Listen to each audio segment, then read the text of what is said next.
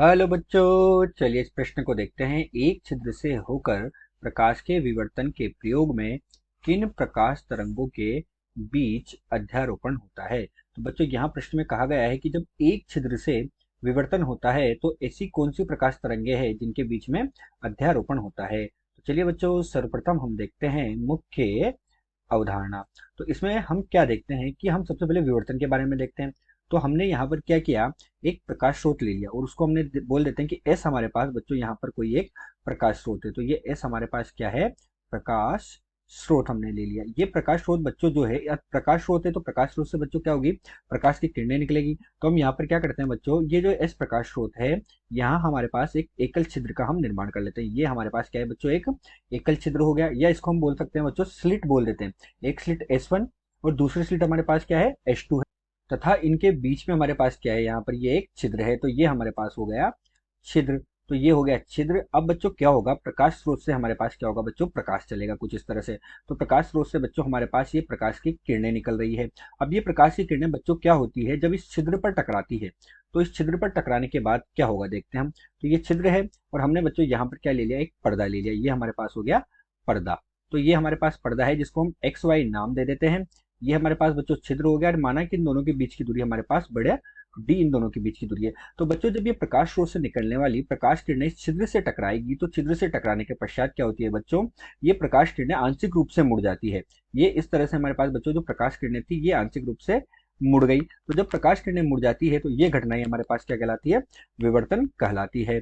तो प्रकाश किरणों का मुड़ना ही हमारे पास क्या होता है बच्चों, विवर्तन होता है। और विवर्तन में बच्चों क्या होता है, हम देखते हैं कि जो विवर्तन होता है उस विवर्तन में एक ही स्रोत है हमारे पास। प्रकाश का स्रोत कौन सा है बच्चों, एक ही स्रोत है। तो एक ही स्रोत के विभिन्न बिंदुओं से, विवर्तन में एक ही स्रोत के विभिन्न बिंदुओं से की जगह क्या होगा, के होगा। तो विवर्तन में के एक ही स्रोत के विभिन्न बिंदुओं से प्राप्त, विभिन्न बिंदुओं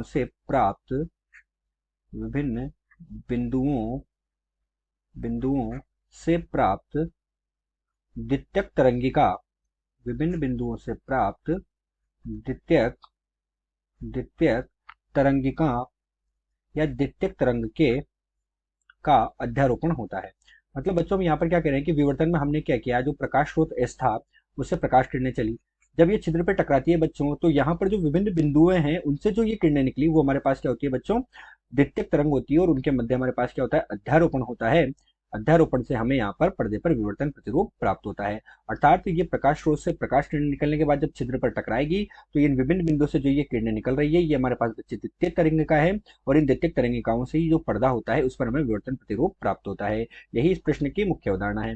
चलिए अब हम इस प्रश्न को हल करते हैं। तो बच्चों प्रश्न में हमसे क्या पूछा गया, प्रश्न में पूछा गया है कि एक छिद्र से होकर प्रकाश के विवर्तन प्रयोग में किन प्रकाश तरंगों के बीच अध्यारोपण होता है। तो बच्चों मुख्य उदाहरण में हमने देखा कि यहाँ पर क्या हो रहा है कि जो विभिन्न बिंदुओं से निकलने वाली द्वितीयक तरंगिकाएं हैं उनके बीच में अध्यारोपण हो रहा है। तो हम यहाँ कहेंगे कि छिद्र के हल में हम क्या कहेंगे बच्चों, कि छिद्र के विभिन्न बिंदुओं से आने वाली विभिन्न बिंदुओं से आने वाली विभिन्न बिंदुओं से आने वाली द्वितीयक तरंगिकाओं के मध्य, द्वितीयक तरंगिकाओं के मध्य हमारे पास क्या हो रहा है, अध्यारोपण हो रहा है। द्वितीयक तरंगिकाओं के मध्य हमारे पास अध्यारोपण हो रहा है और इनके मध्यारोपण होने से हमें विवर्तन प्रतिरूप प्राप्त हो रहा है। अतः दिया गया प्रश्न जो है इसको हमने हल कर लिया है। आशा करते हैं दिया हुआ प्रश्न आपको समझ आया होगा। धन्यवाद।